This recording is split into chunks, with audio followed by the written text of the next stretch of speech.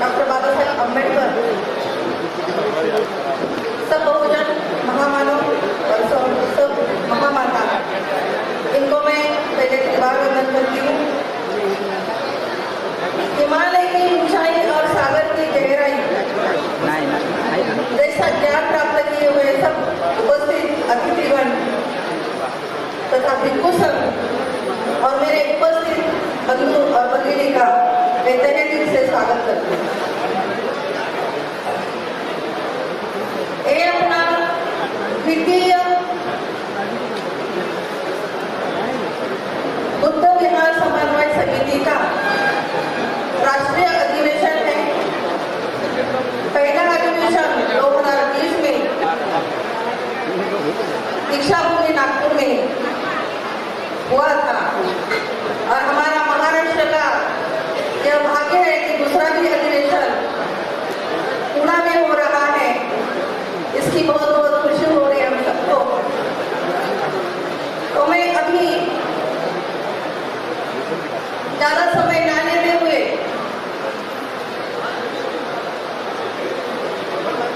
बुद्ध विहार समिति के जो भी अध्यक्ष, उद्घाटक, मुख्य अतिथि, स्वागताध्यक्ष, इनका जैसे ही मैं अपना नाम लेते जाऊंगी वैसे सभी मान्यवरों ने मंच पर उपस्थित रहना है। तो मैं शुरुआत करती हूँ। इस आज के कार्यक्रम के द्वितीय अधिवेशन के अध्यक्ष आयुष्मान आचार्य नंदकिशोर सार्वे जी को मैं मंच पर आने की मंच पर आने के लिए आमंत्रित करती हूँ। उद्घाटक आयुष्मान राजेंद्र पाल गौतम जी, आप भी मंच पर आइए।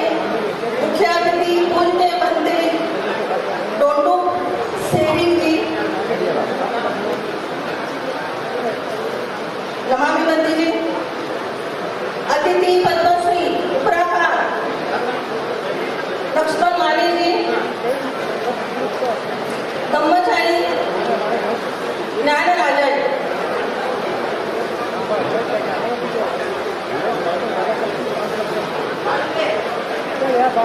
स्वागताध्यक्ष अशोक प्रियदर्शी जी, आपका भी मेरे पर स्वागत है। समिति के राष्ट्रीय अध्यक्ष तथा संस्थापक अशोक बहु सरस्वती जी, समिति के राष्ट्रीय महासचिव तथा मुख्य आयोजक गजानन पटकर जी, आपका भी मंच पर स्वागत है।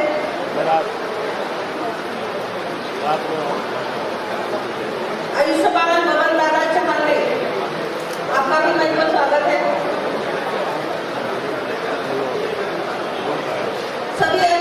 सभी भिक्षुगणों का मंच पर स्वागत है।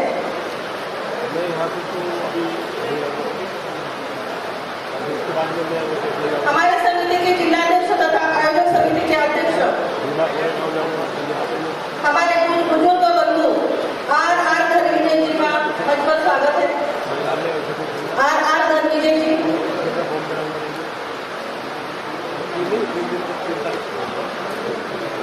सभी मान्यवरों को मैं विनती करती हूँ कि आप आदर्शों की पूजा कीजिए और आज के कार्यक्रम के उद्घाटक राजेंद्र पाल गौतम जी दीप प्रज्वलन करेंगे।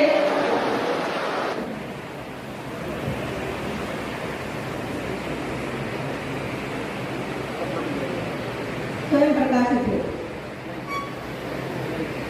ज्योत से ज्योत जलाते चलो, प्रेम की गंगा बहाते चलो।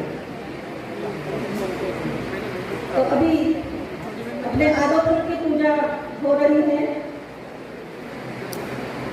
पूरे भारतवर्ष से यहाँ जो हमारे अतिथि के पधारे हैं, सभी के हाथों से अपने अतिथि की, अपने आदर्शों की पूजा हो रही है। मैं सभी का बहुत बहुत आभार व्यक्त करती हूँ।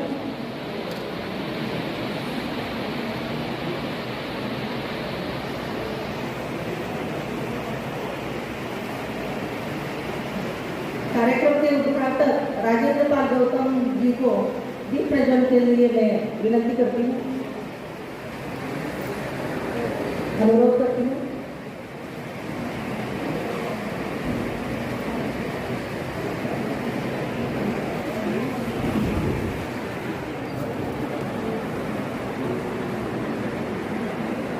सब अतिथिगणों को मेरा नम्र निवेदन है कि आप थोड़ा दोनों भी साइड से खड़े रहेंगे तो ठीक से सभी के फोटो आ जाए।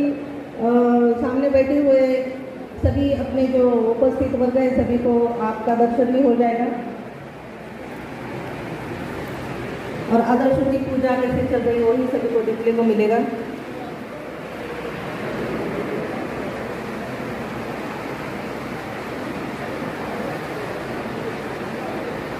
अभी अशोक भाऊ सरस्वती जी गौतम मंगल कामना करेंगे। हाथ जोड़िए सब लोग। मैं जिस स्वर में कहता हूँ उसी स्वर में आपको कहना है और खुले मन से कहना है, डर डर के नहीं कहना और सबकी मंगल कामना करनी है। सबका मंगल हो, सबका मंगल हो। बोलिए सिंधी जी जरा। सबका मंगल हो, सबका मंगल हो, सबका मंगल हो, तेरा मंगल मेरा मंगल,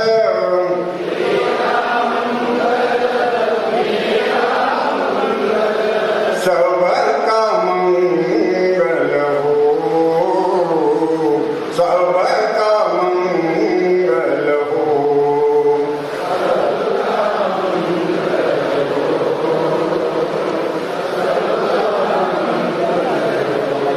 दृश्य और अदृश्य सभी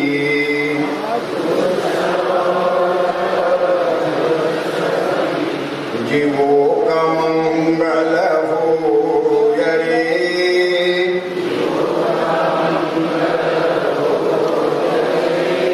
जल के थल के और गगन के,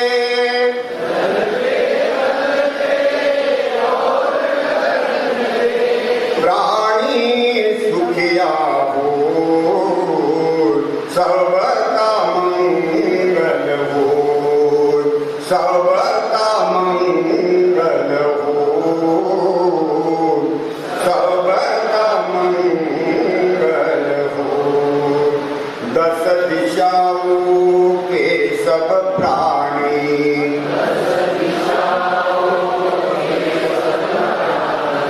मंगल लाभी हो रे।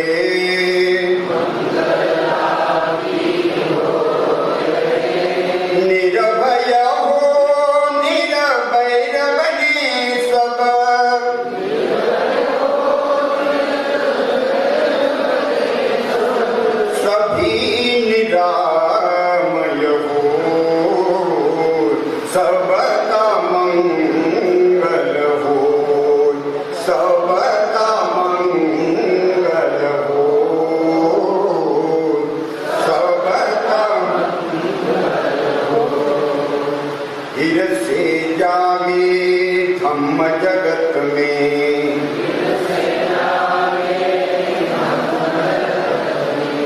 फिर से होवे जन कल्याण,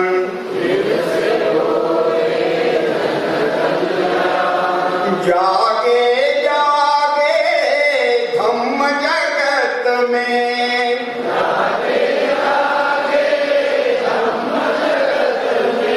होवे जन कल्याण, होवे जन कल्याण, सबका मंगल हो, सबका मंगल हो। राग द्वेष मोह दूर हो जावे,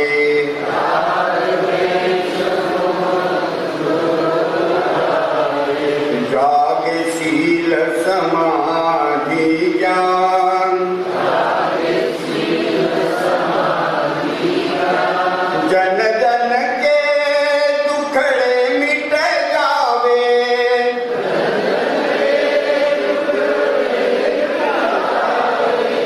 फिर से जाग उठे मुस्कान, जाग उठे मुस्कान, सबका मंगल हो, सबका मंगल हो। जागे जागे धम्म की वाणी,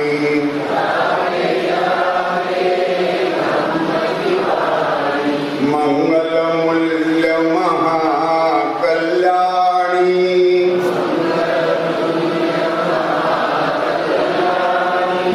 जागे बुद्ध सदृश कोई ज्ञानी,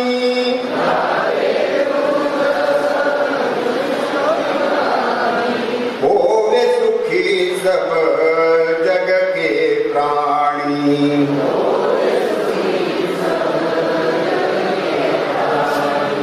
सबका मंगल, सबका मंगल हो, सबका मंगल हो। बोला सबका मंगल हो, सबका मंगल हो। तेरा मंगल मेरा मंगल,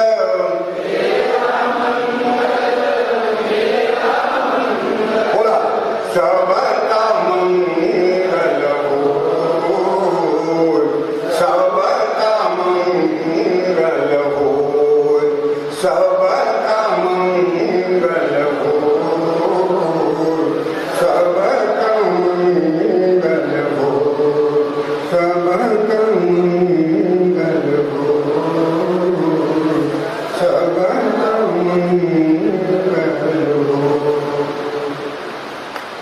अधिवेशन की जो धम्मनिका है, स्मरणिका हम प्रकाशित करते रहते हैं।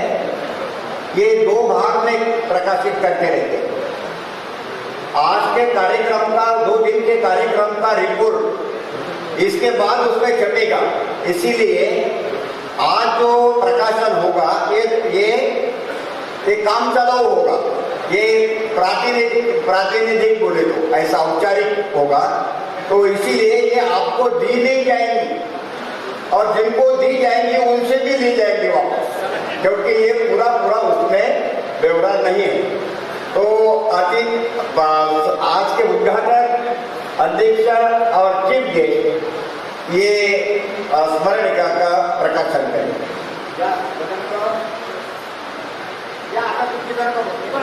संपादक, एक मिनट, संपादक बबन दादा चाहंदे, संपादक बबन दादा चाहंदे, कार्यकारी संपादक चंद्रशेखर शेंडे,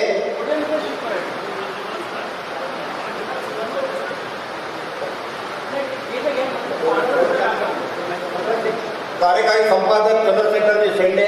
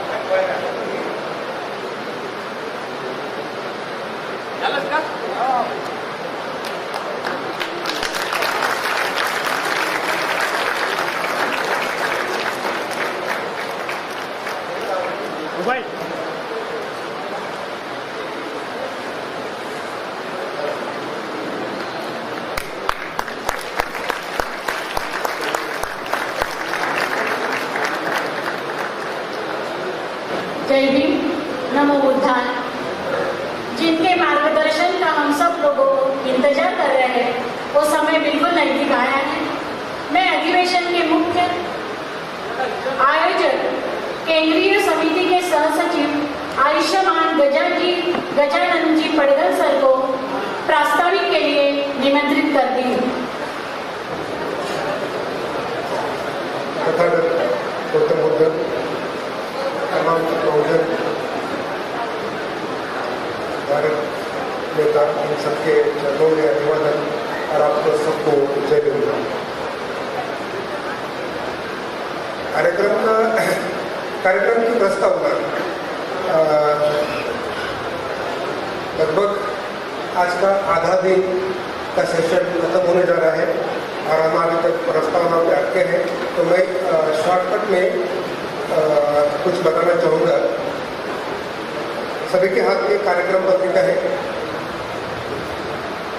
सारे विचार मंच में जितने भी नेतागण हैं, मंत्रीगण हैं, सभी को इसके बारे में जानकारी है, लेकिन ये फॉर्मेलिटी के तौर पे मैं ये कुछ बताना चाहूँगा।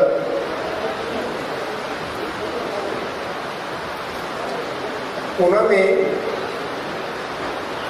के डेक्कन रीजन कहा जाने वाला इस महाराष्ट्र का इलाका चारों तरफ गुफाओं से घिरा हुआ है।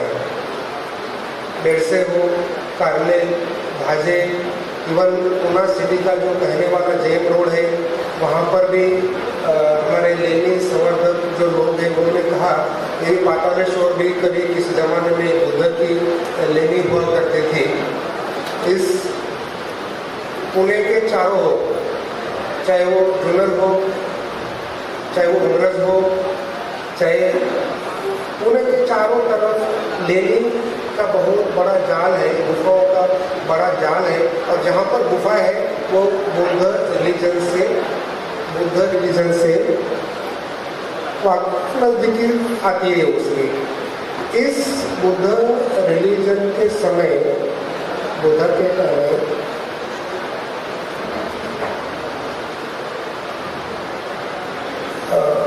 पुणे यूनिवर्सिटी में एक बनते जी आए थे म्यांमार के, उन्होंने अपने रिसर्च पेपर में लिखा हुआ है कि पुणे में पुण्य नाम के एक बौद्ध भिक्षु रहा करते थे। पुण्य नाम था उनका। उनके नाम से पुनवड़ी कस्बा, एक पुनवड़ी, पुणे का पुराना नाम पुनवड़ी, पुनवड़ी का नाम भंते पुण्य के नाम से पुणे रखा गया। पुणे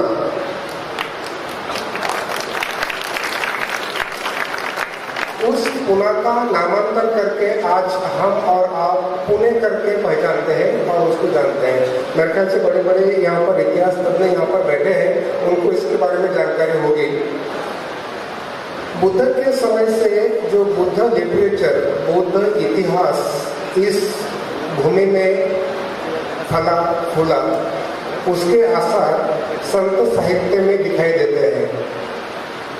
इस संत साहित्य में हर जगह से हम देखते हैं। हम आलंदी में बैठे हैं, वारकरी संप्रदाय का हेडक्वार्टर कहेंगे आज के डेट में। इस वारकरी पंथ के संप्रदाय में जगह जगह पे संत तुकाराम जैसे, संत एकनाथ जैसे संतों ने बुद्ध के वचन उद्धृत किए गए हैं। संत साहित्य में बुद्ध के वचन मिलते हैं और इस बुद्ध वचन जिस संत साहित्य में मिलते हैं उस संत साहित्य के हेडक्वार्टर में, नगरी में आज हम बुद्ध विहार समन्वय समिति का दूसरा राष्ट्रीय अधिवेशन ले जा रहे हैं। ये बहुत गौरव की बात है हमारे और आपके लिए। कोरोना काल से पूर्व बुद्ध विहार समन्वय समिति ने बुद्ध विहारों की परिषद बुद्ध विहारों की परिषद कंटिन्यू लगातार 4 परिषद नागपुर शहर में ली थी। कोरोना पश्चात समन्वय समिति ने बुद्ध विहार का पहला अधिवेशन नासिक शहर में लिया था और ये दूसरा अधिवेशन अभी जिसके हम यहाँ पर इतिहास के साक्षीदार बन बैठे हैं, हम ये दूसरा यहाँ पर अधिवेशन लेने जा रहे हैं। इस अधिवेशन में रूपरेखा सभी के हाथ में है, इसमें मैं ज़्यादा समय नहीं लूँगा, लेकिन इसमें खास तौर पर पूरे भारत से आए हुए प्रतिनिधि इसमें शरीक होंगे। इसके अलावा जो हमने एक स्पेशल सेशन रखा है युवा और युवतियों के लिए, हम हमेशा कहते हैं कि हमारा मोमेंट युवा और युवतियों के कंधे पे ट्रांसफर होना चाहिए और इस ट्रांसफर करने के लिए हमने एक ठान ली है कि अगला जो समिति का अधिवेशन होगा, शहर का नाम बाहु बाद में डिक्लेयर करेंगे, लेकिन अगला समिति का जो अधिवेशन होगा उसमें मोर देन 50% युवाओं का सहभाग होगा। यह हमने ठान लिया है। नेता भी, स्पीकर भी युवा होंगे, ऑर्गेनाइजर भी वो होंगे और सब उनका हर जगह सहभाग होगा और उसी तरह से हम समिति का ये काम आगे बढ़ाएंगे। तो इस कार्यक्रम के तहत प्रास्ताविक के रूप में बहुत कुछ कहने के लिए है, लेकिन मैं समय को ज़्यादा न गंवाते हुए हम इस कार्यक्रम पत्रिका के अनुसार चलेंगे और इसमें आप सबका सहयोग देंगे, सबका सहयोग मिलेगा। इसी कामनाओं के साथ मैं यहीं पर रुकता हूँ। जय हिंद।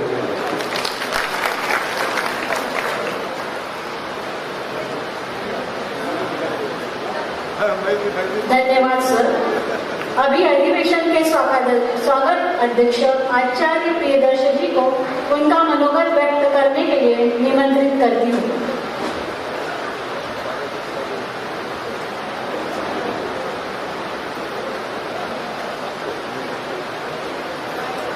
महाकारुणिक तथागत भगवान गौतम बुद्ध और बोधिसत्व डॉक्टर बाबा साहब अम्बेडकर जी को स्मरण करते हुए उनके विचारों को मैं अभिवादन करता हूँ।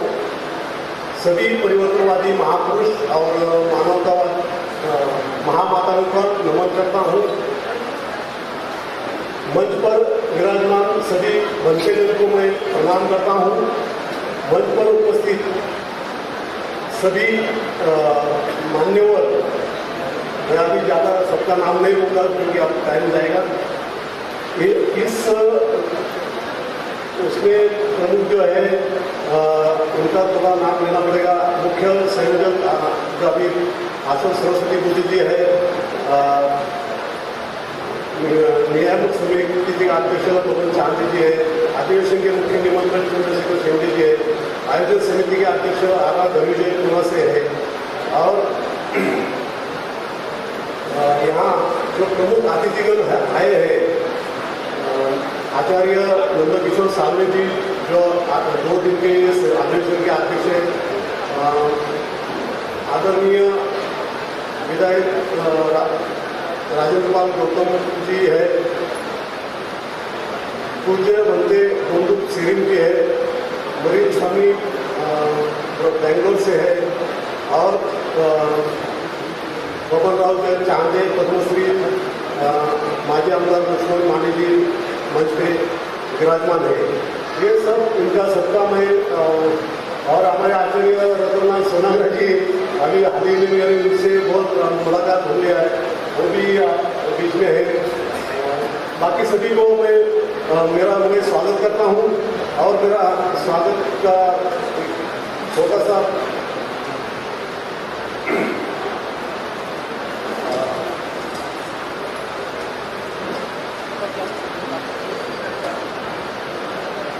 साथियों, पुनः इस ऐतिहासिक समारोह में उपस्थित सभी भाई बहनों का, मान्यवरों का, माताओं का, बुजुर्गों का और जवान साथियों का मेरा सविनय जय भीम और सबको बहुत बहुत तहे दिल से मैं अपना स्वागत करता हूँ। साथियों, पुणे शहर में ये शिक्षा शिक्षा का जो स्थान माना गया है और उसको बड़ा केंद्र है, सालों से जाना जाता है, जिसे हम मराठी में विद्येचे पुणे विद्येचे माहेरघर आहे ऐसा कहते हैं। भारत के सभी प्रदेशों में से दुनिया भर से उच्च शिक्षा प्राप्त करने के लिए विद्यार्थी यहाँ आते हैं। दूसरी बात, पुणे शहर महाराष्ट्र की सांस्कृतिक राजधानी कहलाती है, माना जाता है। साथियों, पुणे शहर और जिला ये ऐसी ऐतिहासिक क्रांति भूमि रही है। 13वीं सदी में सुप्रसिद्ध संत ज्ञानेश्वर महाराज जी का परिवार इसी पावन भूमि आनंदी में वास्तव्य किया करता था। पास के देवगांव में जगतगुरु संत तुकाराम महाराज जी का वास्तव्य रहा है।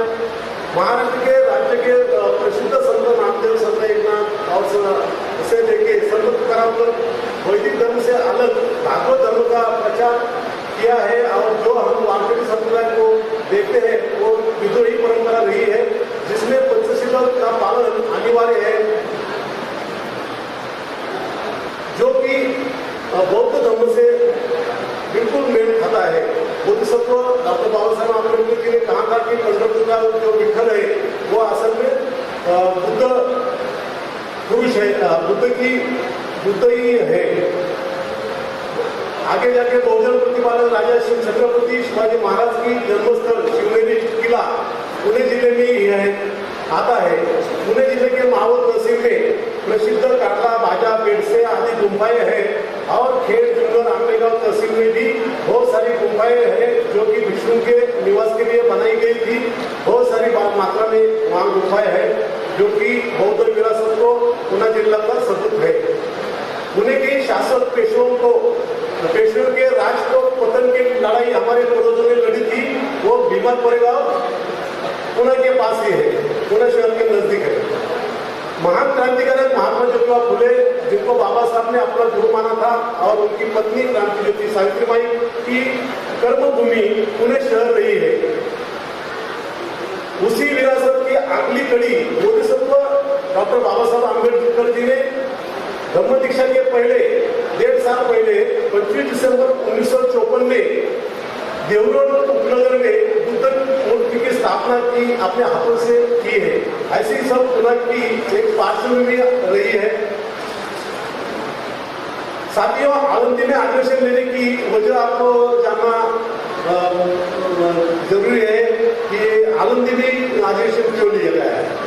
जब पुणे में अधिवेशन की तैयारी का फैसला, अधिवेशन लेने का फैसला किया गया तो मई जून के दरमियान जो 2022 के दरमियान जो मीटिंग होती थी, अशोक बाबू सरस्वती जो अध्यक्ष है, उन्होंने हमको ऐसा जगह खोज करने को बोली थी कि जिसमें पुणे के बाहर से जो 500 लोग आएंगे तो उनकी रहने की जब बंदोबस्त करना था, और कम से कम 1000-1500 लोगों को हॉल चाहिए था।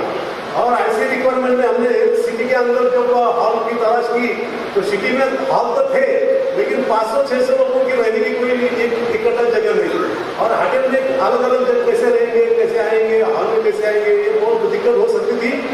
तभी अचानक फिर उन्होंने बोला कि पुणे के आसपास में कोई रिसोर्ट है क्या, वो देखो।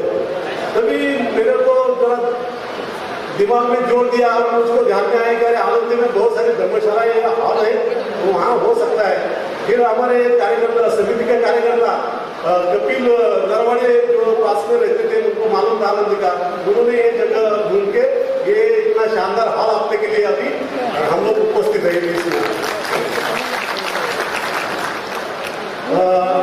इसलिए आनंदी का ये हॉल किया गया। आपको मैं बहुत गर्व से कहता हूँ कि बहुत कम लोग इस समिति का ये अधिवेशन की तैयारी में पुणे से जुटे थे। शायद सब पूरे पुणे जिले महाराष्ट्र राज्य से और 25 राज्यों से लोग जुटे थे अपने अपने तरफ से। और पुणे में आपको मैं बोलता हूँ कि बहुत कम लोग, उसमें समिति के जो यहाँ के मुख्य आयोजक है पुणे के ये अधिवेशन के जीएन पर्जन सर, ये अकेले थे पहले पुणे के अंदर, और बाकी में उनको लोग जुटते गए। अपने हमारे बुजुर्ग साथी जो आर विजय सर, तरुण एक युवा IT engineer Anna Saheb Bansole sir, और एक टेक्निकल जो हमारे बुआ साहब आयोडे रमेश मोदी सर और दिलीप कल्लर सर, ये 6 लोग कोर कमेटी में थे चुनाव के, और ये 6 लोगों के साथ शशिकांत तिकोटे सर, शरद जाधव सर, भास्कर प्राण सर, ब्रह्मचारी ज्ञान राजा और मैं और 2 लेडीज हमारे बहुत जैसे छाया डोलेताई और रेखा कापसेताई, इतने लोगों के बदलते हुए अधिवेशन की तैयारी पूरा ये हो गया है। इतने लिमिटेड जो कार्यकर्ताओं के एक सांघिक और एक एकजुट होकर जो काम किया है, ये सब अधिवेशन का भाग उन्होंने संभाला है। ये सभी लोग और बाकी के किशन खंडे सर भी है, तो इतने सारे लोग में तो ये अधिवेशन की यशस्वी के लिए फिर बाद में हमने 25 कमेटियां बनाई, और ये अभी का जो हम लोग अभी ये अधिवेशन का आनंद ले रहे हैं। ये जो पुणे में जो अधिवेशन हो रहा है तत्पश्चात, ये पुणे के जिले के अंदर हमारे लिए बहुत एक गर्व की बात है पुणे के लोगों को कि अभी सही मायने में पुणे जिला बौद्धमय बनने को हो जाएगा, ऐसा मेरा मानना है कि अधिवेशन पुणे जिला बहुत 6 महीने के अंदर, 1 साल के अंदर बौद्धमय बन जाएगा। तो लास्ट में आप सभी बहुत सारे भारत भर से, महाराष्ट्र भर से सभी साथियों लोग यहाँ आए हैं। आपका सबका मैं तहे दिल से स्वागत करता हूँ और मैं अपने वाणी को विराम देता हूँ। जय हिंद।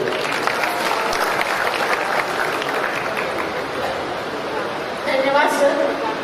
इसके बाद अधिवेशन के संयोजक समिति के संस्थापक राष्ट्रीय अध्यक्ष आयुष्मान अशोक सरस्वती बोधी जी अधिवेशन की भूमिका रखने के लिए उन्हें आमंत्रित करती हूँ। अशोक सरस्वती सर।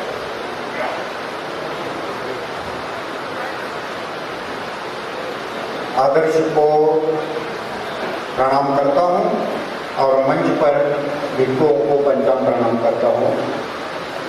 अध्यक्ष नंदकिशोर दादा, उद्घाटक राजेंद्र पाल जी गौतम, मुख्य अतिथि पूजनीय बनते डोंडूर जी, डॉक्टर पद्मश्री माने और ब्रह्मचारी जी, स्वागताध्यक्ष, मुख्य अतिथि और सब मेरे आयोजक समिति के सब सदस्यगण और समिति के दूर दराज से आए हुए सभी कार्यकर्ता और पूना के और महाराष्ट्र के साथियों, सबको मैं आपको मैत्रीपूर्ण जय जय करता हूँ। अधिवेशन ये दूसरा है। पहला अधिवेशन तो नासिक में हुआ, लेकिन उसके पहले नागपुर में राज्य का अधिवेशन हुआ पहला, और उसके पहले नागपुर में ही 4 परिषदें हुई, बुद्ध विहार समन्वय परिषद, और उसके पहले 2 बुद्ध जयंती के बुद्ध महोत्सव हुए। क्योंकि ऐसा बुद्ध विहारों की जो हालत है बुरी है। हमने बुद्ध विहार तो बनाए, लेकिन उसमें बुद्ध विहार संस्कृति नहीं बनी, और इसलिए वो कलह के केंद्र बने, उसमें प्रसन्नता नहीं, वो बंद पड़े हुए हैं, उसमें गंदगी भरी है, और उसका संचालन करने के लिए जो पैसा चाहिए वो पैसे का भी इंतजाम नहीं। यहां तक कि भिक्षुओं को रहने के लिए भी इजाजत नहीं। असल में बुद्ध विहार बनाए जाते हैं भिक्षुओं के लिए, और संघ को दान दिया जाता है, और संघ वहां पे निवास करते, प्रचार करते, ध्यान करते। हमें बौद्ध संस्कृति मालूम नहीं होने से ये प्रमाद हो रहा। मैं भारत भर घूमा, बोमडिला गया, मैंने वहां के बुद्ध विहार देखे, तवांग का बुद्ध विहार देखा, लेकिन महाराष्ट्र में जो बुद्ध विहार बने और 56 के बाद जो बौद्ध बने, उन्होंने जो बौद्ध विहार बनाए, उस बुद्ध विहारों में बुद्ध विहार संस्कृति कभी नजर नहीं आती। वो शांति का केंद्र हो, वो क्रांति का केंद्र हो, वो ध्यान का केंद्र हो, वो ज्ञान का केंद्र हो और वो सेवा का भी केंद्र हो। किसी को बुखार आया तो दवा खाने में जाने के पहले वो बुद्ध विहार में जाता है तो उसको वहां पे दवाई मिलना चाहिए। किसी के घर में मौत हुई तो उसके पहली मदद बुद्ध विहार से मिलनी चाहिए। हमारी शादियां हम बड़े धूमधाम से मनाते हैं। क्रिश्चियनों की शादियां चर्च में लगती, हमारी शादियां भी चर्च बुद्ध विहार में ही लगनी चाहिए। और हमारा सभी संस्कार का केंद्र बुद्ध विहार ही बनना चाहिए। जो बुद्ध विहार में जाता वो ही बौद्ध, जो बुद्ध विहार में नहीं जाता हम उसे बौद्ध नहीं कहेंगे। लोग कहते हैं क्या बुद्ध विहार में जाना जरूरी है? मैं कहता हूं क्या खाना जरूरी है? अगर खाना जरूरी है, भोजन जरूरी है, ये पेट की भूख है, तो मन की भूख और दिमाग की ज्ञान की भूख बुद्ध विहार ही पूरी करती है। जो बाबा साहब को मानेंगे, बुद्ध को मानेंगे और बुद्ध विहार नहीं जाएंगे तो वो बाबा साहब को और बुद्ध को मानने वाले कहलाए नहीं जाएंगे। हम किसी को गाली देना नहीं चाहते, किसी को दोष देना नहीं चाहते। क्यों? कि बहुत साल नहीं हुए हमको बौद्ध बनने के लिए और हमें कोई किसी ने पढ़ाया भी नहीं। हमारे भंते जी भी अनपढ़ है, हमारे नेता लोग भी गवार अनपढ़ है, व्यसनी है, बदमाश है, धम्म के खिलाफ है। कौन पढ़ाएगा? पहले शराब पीते, बाद में बुद्ध और बाबा साहब पर भाषण करते। गाने बोलने वाले, धम्मा का प्रचार करने वाले पहले पीते, बाद में गाना बोलते। आयोजक भी पीकर रहते और गाने वाले भी पीकर रहते। तेरा भी भला और मेरा भी भला। धम्म का प्रचार कैसा होगा? ये सब अगर चेंज करना है, इसको अगर बदलना है तो सब समाज एक साथ नहीं बदलता, कुछ लोगों को तो जरूर बदलना। अगर कुछ लोग बदलते हैं तो उसमें मैग्नेटिक पावर पैदा होती है। मैं बदला तो मेरे साथ में मेरे साथी बदले, और वो भी सोफिस्टिकेट कार्यकर्ता नहीं होना चाहिए। मले पान फुलवा, जो काम दिखा वो उसमें करना चाहिए। कोई कार्यकर्ता देश के माफी कर रहता है तो वो कार्यकर्ता नहीं होता। तो हम मिशनरी काम करने वाली टीम अगर बनती है तो इसके लिए हमने एक नियोजन करके बुद्ध विहारों का समन्वय करने का ठान लिया। बुद्ध विहारों का समन्वय यानी बौद्धों का समन्वय। एक बुद्ध विहार के इर्द गिर्द 5 लोग तो उपासक अच्छे होंगे, सब तो नालायक नहीं होंगे। महाराष्ट्र में 20,000 बुद्ध विहारों के 5-5 लोग गिने तो 1 लाख अच्छे लोग होंगे। तो 1 लाख अच्छे लोग अगर जुड़ते हैं तो ये मैग्नेटिक फोर्स पैदा होगा।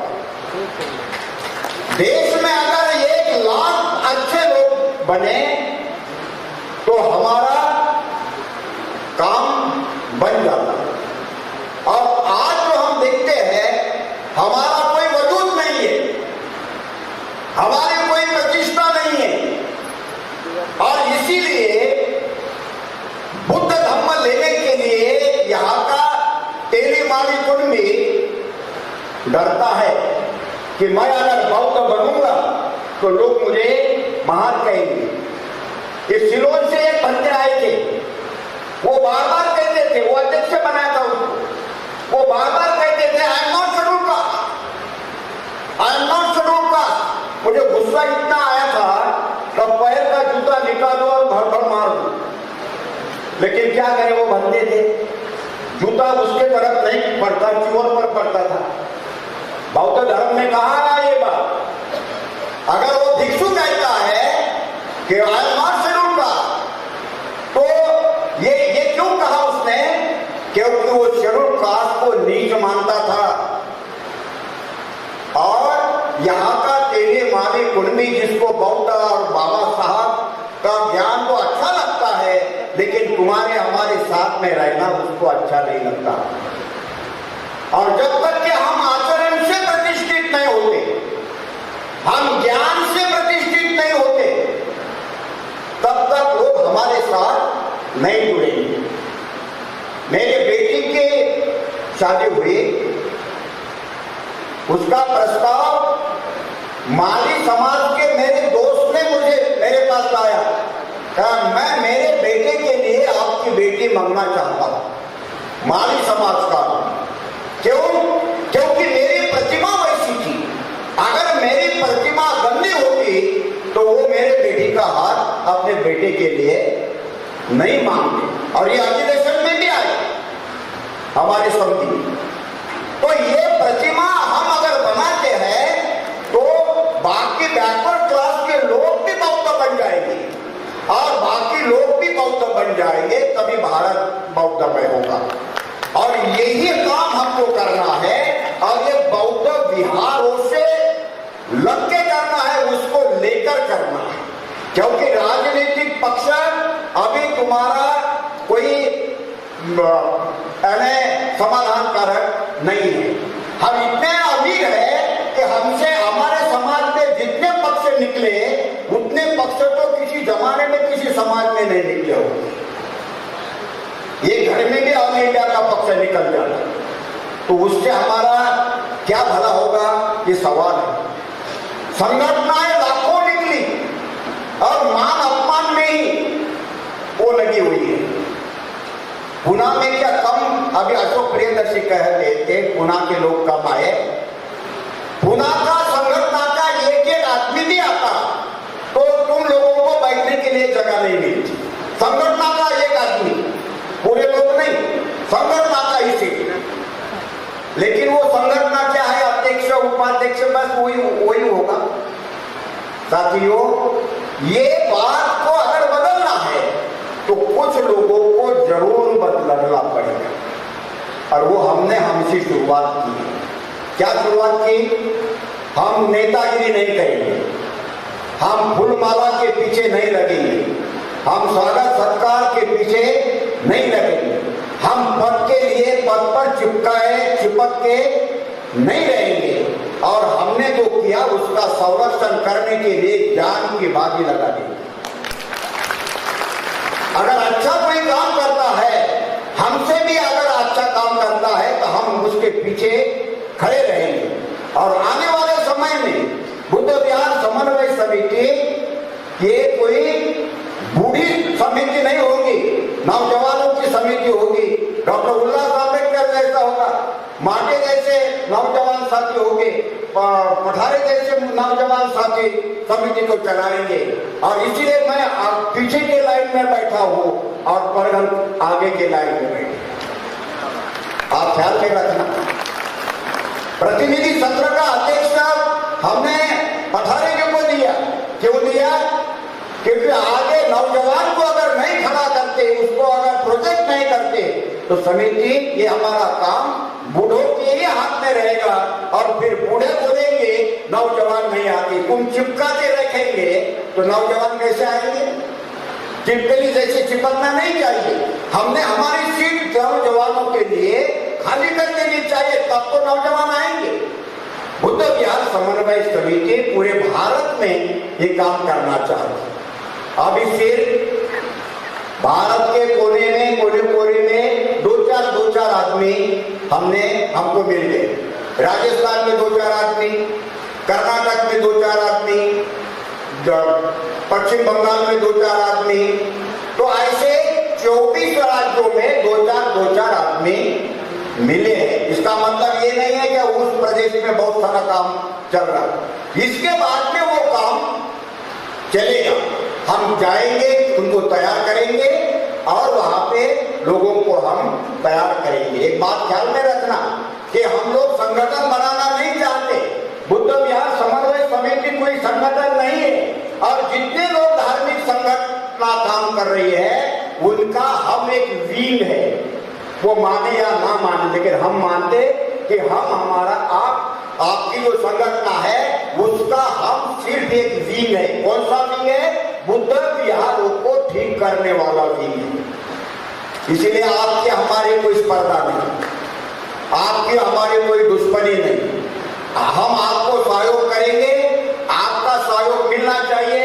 सहयोग मिलेगा तो भी ठीक, नहीं मिलेगा तो भी ठीक। सहयोग मिलता है तो भी दोस्त हो, सहयोग नहीं मिलता तो भी दोस्त हो, क्योंकि हम किसी की घृणा नहीं करना चाहते। दूसरी बात, हमारे मंच से किसी का तिरस्कार नहीं होना चाहिए, किसी को गाली, किसी धर्म की निंदा नहीं होनी चाहिए।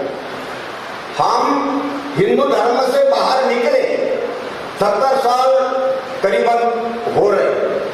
हम तात्विक चर्चा जरूर करेंगे, लेकिन उनके देवी देवता की निंदा नालस्ती नहीं करेंगे। उससे हम आगे कम बढ़ते और पीछे ज्यादा ढकल जाते। बाबा साहब आम्बेडकर को आगे बढ़ाने के लिए गांधी जी को गाली देना कोई जरूरी नहीं है। गांधी जी को गाली देते देते हमारा बाबा साहब पीछे आ गया, ये हमको समझाई। जिसके पास कुछ नहीं होता उसके पास सिर्फ गाली होती है। आप अपना आचरण ठीक करें, गाली गलौज ना करें। हम हमारा प्रोग्राम लोगों के सामने रखें और हमारे प्रोग्राम को लेकर हम अगर चलते हैं तो हमारा काम आगे बढ़ जाएगा। और ये काम को आगे बढ़ाने के लिए मार्गदर्शन मिले, इसीलिए इन मान्यवरों को हमने बुलाया। भीमराव अंबेडकर को हमने उद्घाटक के रूप में बुलाया था, क्योंकि पुणे वालों ने उनका नाम सजेस्ट किया, लेकिन उन्होंने उसी दिन बदलापुर में तारीख ले ली। हमको वो लायक नहीं समझे, वो नहीं आए। आगे तो हमें आनंद होता, नहीं आए हमें दुख नहीं हुआ। जब हम लायक बनेंगे तब वो हमारे साथ हमें मार्गदर्शन के लिए आएंगे। हम उनको दोष नहीं देते, हम ये सोचते कि हम लायक नहीं है, इसीलिए बाबा साहब आम्बेडकर के नातू इस प्रोग्राम में नहीं आए। किसी को दोष देने की जरूरत नहीं है। आप हमें मार्गदर्शन कीजिए, ये कारवा बढ़ेगा, समाज बढ़ेगा, बाबा साहब के सपने का भारत निर्माण होगा, भारत बुद्धमय होगा, यहाँ की छुआछूत जातीयता नष्ट होगी, यहाँ की विषमता नष्ट होगी और एक सक्षम भारत पैदा होने के लिए बौद्ध समाज की भूमिका रहेगी। यही अपेक्षा के साथ और संकल्प के साथ मैं मेरी भूमिका, इस अधिवेशन की भूमिका मैं यहाँ पे रोकता हूँ। उसके 2 शब्द मैं मेरे समाप्त करता हूँ। धन्यवाद। जय हिंद।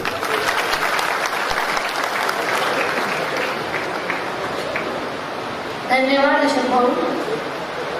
अतिथी ब्रह्मचारी ज्ञानराजा त्रिरत्न बौद्ध महासंघ सायगण संस्था से संबंधित है। अतिथि के रूप में वो अपना मार्गदर्शन करेंगे।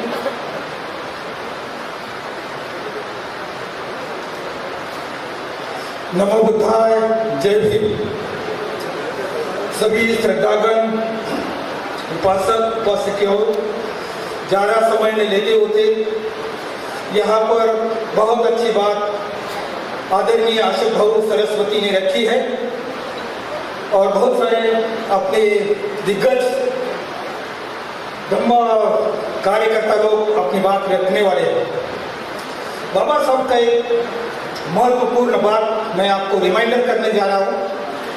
बाबा साहब ने देखा है कि इस देश में बहुत सारी नेशनल इश्यूज है, नेशनल समस्या है, लेकिन ये समस्या हल करने का सुझाव क्या हो सकता है।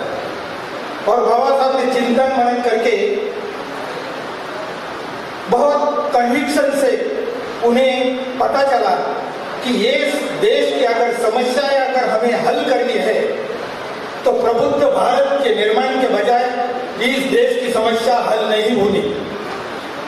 और जो समस्या है इस देश में वो प्रबुद्ध भारत के निर्माण से कैसे हल हो सकती है, क्योंकि बाबा साहब ने चिंतन मनन करके पक्का किया कि दुनिया में भगवान बुद्ध का एक ऐसा धम्म है जो मानवता के हित के लिए। भगवान बुद्ध के धम्म के केंद्र में अगर कुछ है तो आप सभी लोग, मानव अपने धम्म के केंद्र में है। और बुद्ध कहा है हर एक इंसान के हृदय में भगवान बुद्ध है। भगवान बुद्ध के गुण हर इंसान के अंदर है, सिर्फ उसको वो जगाना है। और प्रबुद्ध भारत के निर्माण से हर इंसान अगर प्रबुद्ध बन जाता है, अप्रबुद्ध से प्रबुद्ध इंसान बन जाता है, तो इस भारत की नेशनल इश्यूज, राष्ट्रीय समस्या हल हो। और पहली जो समस्या है, उन्होंने देखा कि भारत में 5,742 जाति में लोगों को बंटवारा किया है, वो कभी इकट्ठा नहीं आ सकते। लेकिन प्रबुद्ध भारत के निर्माण से सभी जातियां एक साथ जुड़ सकती है। उन्होंने दूसरा चिंतन किया कि भारत में बहुत सारे गरीब लोग हैं। उस समय 65% से ज्यादा लोग गरीब थे। आज के तारीख में 34% लोग गरीब हैं। और ये गरीबी कैसी हल हो सकती है? भगवान बुद्ध के धम्म के दान पारमिता से। क्योंकि भगवान बुद्ध ने जो 10 पारमिता बताई है, उसमें पहली पारमिता है कि दान पारमिता। और बाबा साहब ने बताया है कि प्रबुद्ध भारत का निर्माण करना है तो हमें 5% दान देना ही है। इसके लिए उन्होंने बताया कि गरीबी इस देश की कम हो सकती है। तीसरा चिंतन बाबा साहब ने किया है कि इस देश में ऐसी लोगों की मानसिकता बनी है कि वो दैववादी मानसिकता है, धर्मांत मानसिकता है। और धर्मांत मानसिकता होने के कारण, दैववादी मानसिकता होने के कारण इस देश के लोगों में कॉन्फिडेंस नहीं है, उत्साह नहीं है, आनंदी नहीं है, क्योंकि लोग डरे डरे हुए हैं, लोग दबे हुए हैं। अगर उनको उत्साह देना है, लोगों को आनंद प्राप्त करना है, लोगों को कॉन्फिडेंस देना है, तो भगवान बुद्ध के धम्म के सिवाय दूसरा कोई मार्ग नहीं। तो इसीलिए भगवान बुद्ध ने इस प्रबुद्ध भारत के निर्माण के लिए इस देश को उत्साही, आनंदी बनाना चाहते हैं। चौथी इस देश की समस्या है कि देश में लोग व्यसनी हैं, भ्रष्टाचार करते हैं, अन्याय अत्याचार करते हैं। और इतने करते हैं कि लास्ट ईयर का अपन रिकॉर्ड देखा तो 54,000 लोगों ने अन्याय अत्याचार किया है। ये किस कारण हुआ है कि लोगों के पास नीति नहीं, नीति न होने के कारण लोग अन्याय अत्याचार करते हैं, भ्रष्टाचार करते हैं। अगर भगवान बुद्ध का धम्म का जो बेस है वो नीति है। जैसे इस इमारत का पाया पक्का है, इसलिए वो इमारत 100 साल तक खड़ी हो सकती है। अगर इंसान का पक्का कल्चर धम्म के ऊपर होगा तो इस धम्म में, इस देश में जो अनीति है वो अनीति खत्म हो सकती है। और पांचवी समस्या बाबा साहब ने देखी कि इस देश में बहुत लोगों के पास अज्ञान भरा है और ये अज्ञान से मुक्ति के लिए किसी के पास प्रज्ञा नहीं है। और इसलिए हम भारत को इस समिति के माध्यम से, बुद्ध विहार के माध्यम से हम भारत को एनलाइटन इंडिया निर्माण करना चाहते हैं। और इस एनलाइटन निर्माण करने की जिम्मेदारी आपके ऊपर है। बाबा साहब ने 5 जिम्मेदारी आपके ऊपर सौंपी है और वो 5 जिम्मेदारी के लिए आप सभी लोग इधर इकट्ठा हैं। पहली जिम्मेदारी है कि बाबा साहब कहते हैं कि दरेकाने दरेकाला दीक्षा द्या, यानी कि हर एक इंसान ने हर इंसान को बौद्ध बनाना है। अगर बौद्ध बनाना है तो उसके लिए पैसा चाहिए और पैसे के लिए एक नेशनल कमेटी होनी चाहिए और नेशनल कमेटी के माध्यम से हम भारत को एनलाइटन इंडिया कर सकते हैं। और ये अभी जो अशोक सरस्वती सर ने जो समिति बनाई, हर समिति, ये बहुत अच्छे लोग लोग हैं, सिंसियर लोग हैं और बहुत कन्विक्शन से आगे बढ़ रहे हैं। तो अगर इस समिति को अगर हम 5% डोनेशन अगर देते हैं तो इस भारत में एनलाइटन इंडिया हो सकती है। तीसरी जिम्मेदारी बाबा साहब ने हमारे ऊपर रखी है। बाबा साहब बोलते हैं कि भारत बौद्धमय करना, अगर भारत बौद्धमय करना है तो बाबा साहब बोलते हैं कि धम्म का प्रचार प्रसार करना ये सबसे बड़ी महान सेवा है, मानवता की सबसे बड़ी सेवा है कि धम्म का प्रचार प्रसार करना। और पांचवी जिम्मेदारी बाबा साहब हमारे ऊपर रखते हैं कि ये जो जग है, ये जग का निर्माण बौद्ध के नीति के ऊपर आभार निर्माण करना है, यानी कि जग ही बौद्ध राज्य निर्माण करना है। इस 5 जिम्मेदारियों की जिम्मेदारी हम सब पर आती है। तो भाइयों और बहनों, हम इस अधिवेशन से एक जिम्मेदारी, एक कर्तव्य हम निभाने के लिए, जैसे अशोक सर विगरसली उत्साह से आनंद से आगे बढ़ रहे हैं, सब समिति के ऊपर ध्यान देते हैं, बहुत कॉन्फिडेंटली काम करते हैं। ऐसा एक रोल मॉडल उन्होंने हमारे सामने रखा है अशोक सर से। जैसे हम विगरसली, कॉन्फिडेंटली और यूनानिमसली अगर हम काम करते हैं तो बाबा साहब का सपना हम साकार कर सकते हैं। यही पर मैं अपनी बात रखता हूँ। नमो बुद्धाय, जय हिंद। धन्यवाद सर। मुख्य मार्गदर्शक पद्मश्री लक्ष्मण माने जी अपना मार्गदर्शन करेंगे।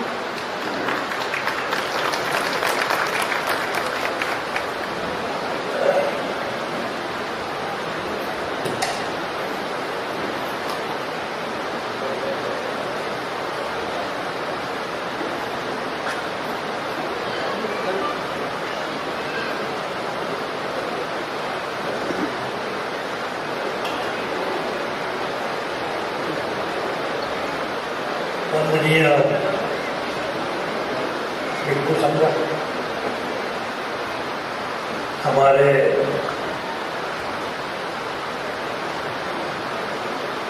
सभी मार्गदर्शक जो बैठे हुए हैं, सबके नाम मुझे मालूम नहीं। तथागत भगवान को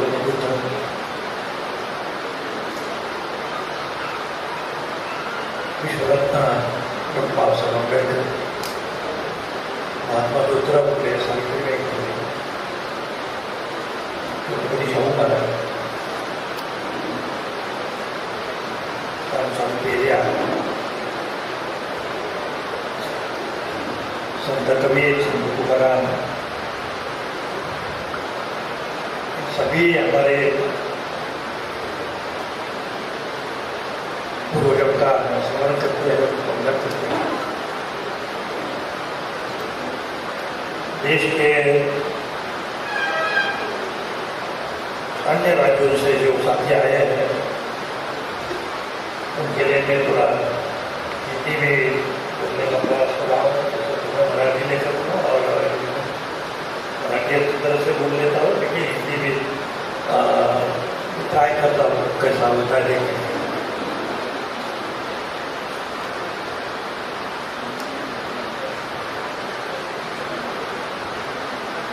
मैं बौद्ध हुआ और मेरे साथ 4-5 लाख लोग बौद्ध में बनाए, तो उसको अभी 10-15 साल तो हो गए और मेरा काम आज भी शुरू है।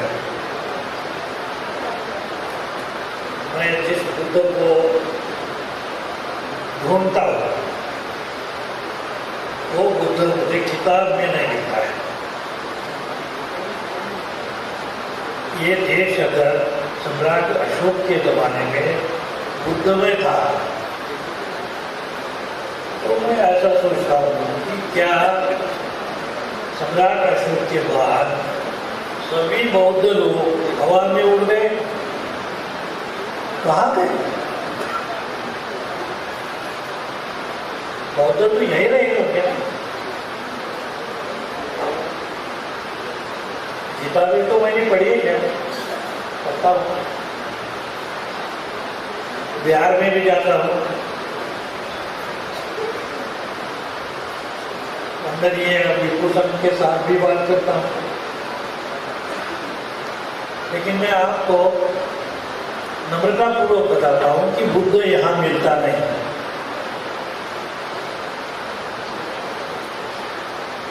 जहाँ बुद्ध है वहाँ हम लोग जाते रहे। हम लोग जहाँ जाते हैं तो वहाँ पे हमारे ही लोग रहते हैं कि जो बुद्ध है। हम लोग बौद्धों में जाते हैं और उनका प्रबोधन करते हैं ताकि वो पहले से ही प्रबोधित है। उनको नए से बौद्ध सिखाने की क्या जरूरत है? तो बुद्ध है तो विहार बनाते हैं तो बौद्ध है, विहार में जाते हैं तो बौद्ध है। तो बौद्ध धर्म की अगर जरूरत किसको है तो जो बिहार में नहीं जाता है, जो बुद्धालय में नहीं है, उनके साथ में बैठना चाहिए, उनमें जाकर बात करनी चाहिए। हमारा धर्म जो है, जो हमको मालूम है, वो दुनिया लोग से कम हम लोग लोगों को समझाए। हम कौन से लोगों को समझाए? हमारी ही बस्ती में हम लोग हैं और बस्ती में जाकर हमारे लोगों को ही इकट्ठा कर दिया और उनको हमने मुद्दे समझाया। इसकी जरूरत नहीं, ऐसा नहीं मानता, इसकी जरूरत है। लेकिन कि कम से कम भाई नेक तो बोलता है, आचरण से है या नहीं अलग की बात छोड़ो, लेकिन नाम से वास्ते तो बौद्ध है। लेकिन जो लोग नाम के वास्ते भी बौद्ध नहीं है उनके पास जाना है। जब भी मैं इन भुवनपुर जमातियों में काम कर रहा था तो शुरुआत मेरी जो है तो मैं कैंसर वाला हूँ। मेरी जो भी शुरुआत हुई तो मैं पैंथर था। पैंथर की मूवमेंट में हमने जो भी सामाजिक कमिटमेंट है वो सीखी।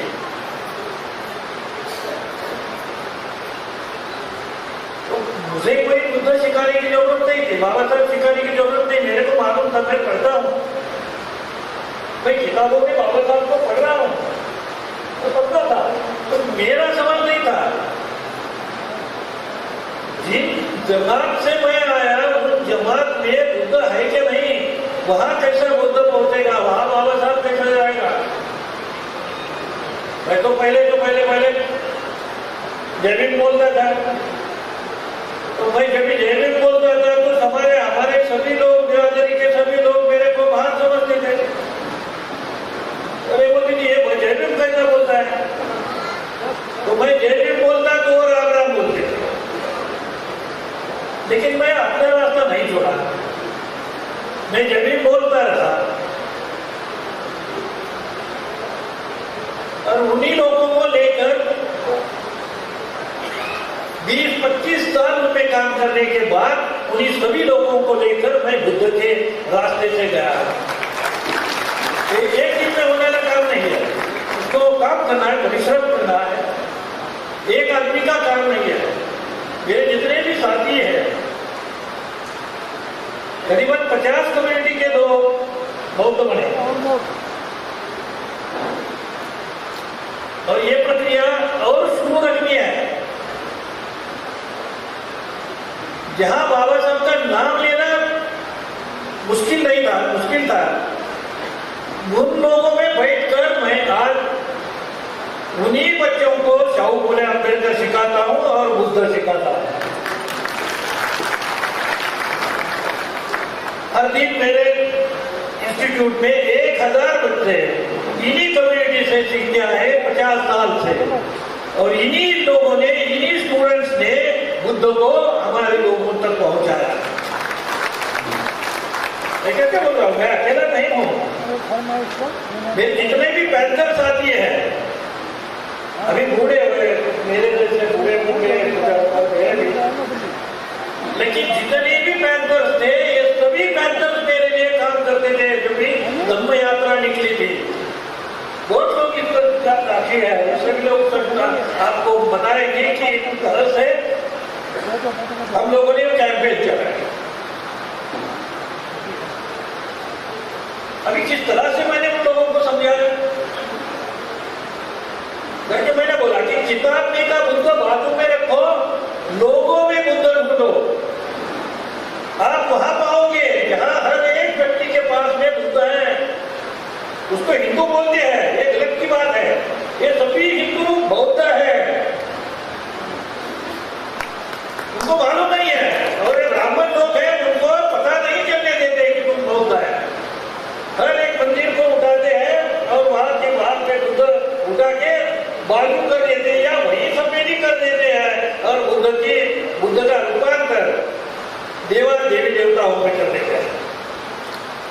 ये बात भी हमारे लोगों को मालूम है। हमारे लोगों को जो अनपढ़ लोग हैं, आप उनको जिनको अनपढ़ समझते हैं, मैं उनको ज्ञानी समझता हूँ। और जितने सीखे हुए लोग हैं वो सही में अनपढ़ है, क्योंकि व्यवहार मालूम नहीं है, क्या है मालूम नहीं है। छोटी छोटी बातें मैं उनसे करता था। तत्वज्ञान की बात करूं तो पेट नहीं भरा हुआ है, तो तत्वज्ञान की बात करूं सुनने वाला है तुम्हारी। तो उनमें क्या है, ये अगर ढूंढने निकलोगे तो बुद्ध सही वो तुमको दिखाएगा कि यही बुद्ध है, बुद्ध ही बुद्ध है, सभी और बुद्ध है। ढूंढना है और उसको ये दिखाना है कि भैया बुद्ध है। मैं किस तरह से बात करता था ये थोड़ा सा आपको मैं समझाता हूं। हमारे भी पंचायत है, जाति पंचायत उसको बोलते। हमारा एक भी काम पंचायत की परवानगी बिना होता नहीं, कुछ भी होने नहीं। तो हम लोग पंचायत में जाते हैं, कोर्ट में नहीं जाते, पुलिस में नहीं जाते, हम अपनी पंचायत में जाते हैं। ये पंचायत क्या है?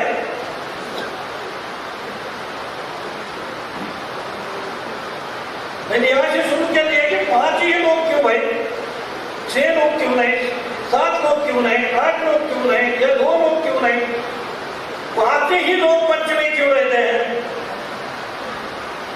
तो उन्होंने मेरे को बताया वो एवार्ड है, पूर्वजों से आया हुआ है। कितने लोग पंच रहेंगे? 5 ही रहेंगे। आया ना ख्याल में? इतनी छोटी छोटी बात है। 5 क्यों भाई? 5 से ज्यादा क्यों नहीं बैठते तुम लोग? तो नहीं, हम 5 ही बैठेंगे। क्यों? तो मराठी में उसको बोलते हैं पादामुखी परमेश्वर। ये परमेश्वर, ये जो वर्ड है, ये भी बुद्धिस्ट है। देव यही शब्द बुद्धिस्ट है। इनको मालूम नहीं है, उनको बताना चाहिए कि नहीं ये है।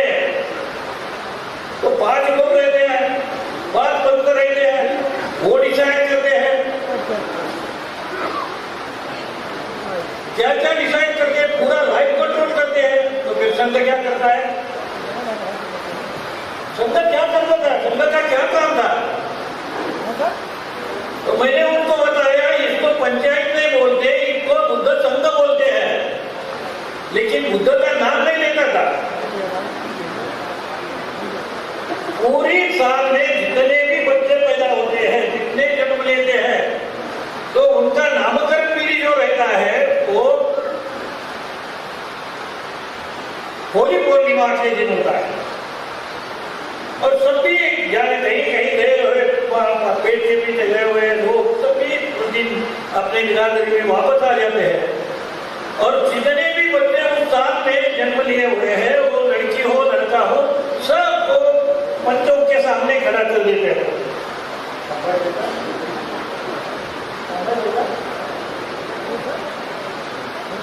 ठीक है, मेरे को रुकने के लिए बोल रहे हैं, मैं रुकता हूँ, 5 मिनट में रुकता हूँ।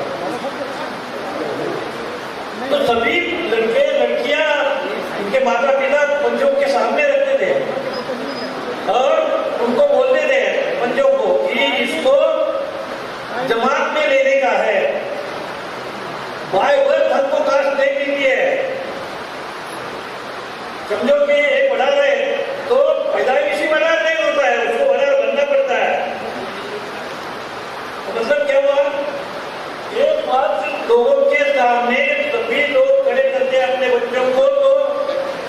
सरपंच जो रहता है वो पूछता है कि क्या करना है, इनका करने का है नामकरण। हाँ बोलते नामकरण करो।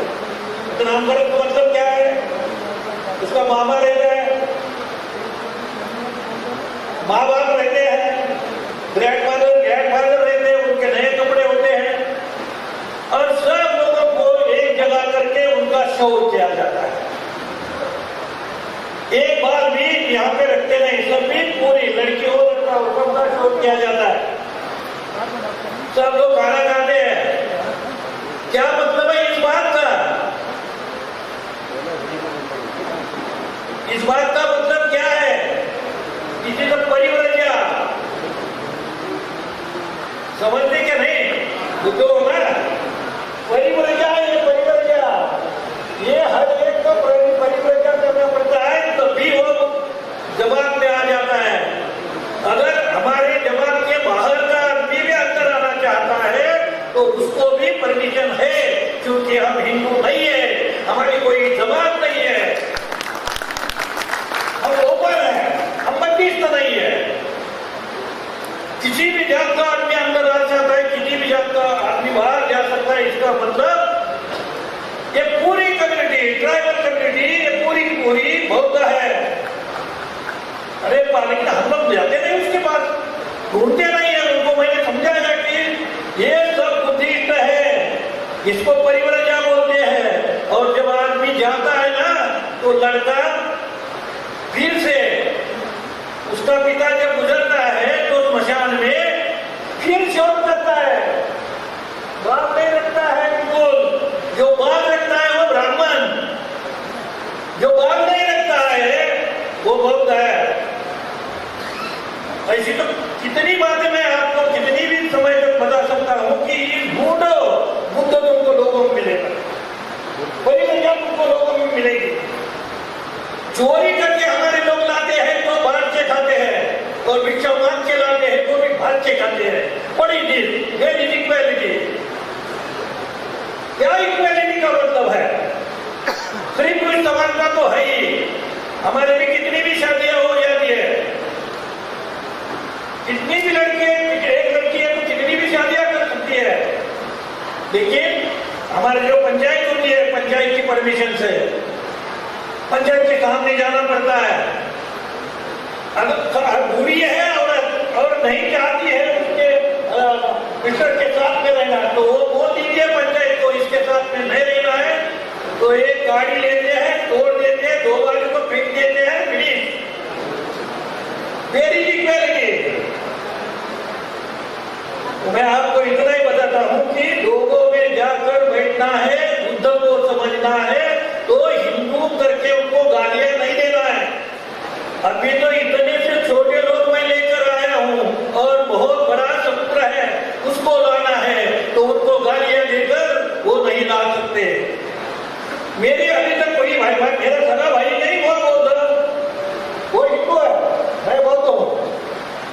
दूसरी बात, मैंने अपने कुटुंब में, अपने फैमिली में कम से कम 28 से 30 कम्युनिटी के ही बच्चे अभी हैं, लड़कियां हैं, लड़के हैं। मेरा अंदर इंटरकास्ट मैरिज है, बच्चों का इंटरकास्ट मैरिज है, मेरे रिलेटिव है जितने उनका इंटरकास्ट मैरिज है। ब्राह्मण को लेकर बौद्ध तक सभी कम्युनिटी के लोग मेरे खानदान में, मेरी फैमिली में है। और इसका मुझे अभिमान है कि मैं अम्बेडकर बाबा साहब ने बताया हुआ उस रास्ते से जाता हूं, कोई प्रॉब्लम नहीं आता है। जितने भी बंधु है, बौद्ध बंधु है, हमारे धम्म बंधु जितने भी है, सब हम लोगों को मदद करते हैं। मैं आपको इतनी गुजारिश करता हूं कि मैं तो कर्नाटक में मैं गया था धम्म रैली लेकर, तेलंगाना में गया था, आंध्रा में गया था, और करुणा आ गया। अगर करुणा नहीं आया होता तो मध्य प्रदेश और गुजरात करके मैं ये सभी लोगों की धम्म परिषद लेने की सोच रहा था, लेकिन करुणा आ गया और वो सब प्रोग्राम मुझे रुकवाना पड़ा। मैं आंध्र से वापस आ गया। लेकिन मैं आपको बोलता हूँ कि ये देश धोखा है, हिंदुओं का नहीं है। हिंदू एक गलत शब्द है, हिंदू यानी चोर, हिंदू यानी डाकू। तो इन लोगों ने हमको गाली देने के लिए हिंदू बोला है, अदरवाइज हम सभी लोग बौद्ध है।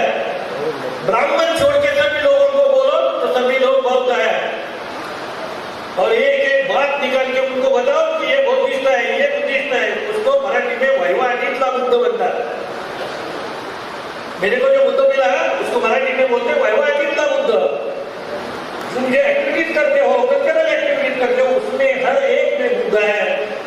बस इतनी बात आपके सामने मैं रखता हूँ और आपसे रजा लेता हूँ। जय श्री कृष्ण।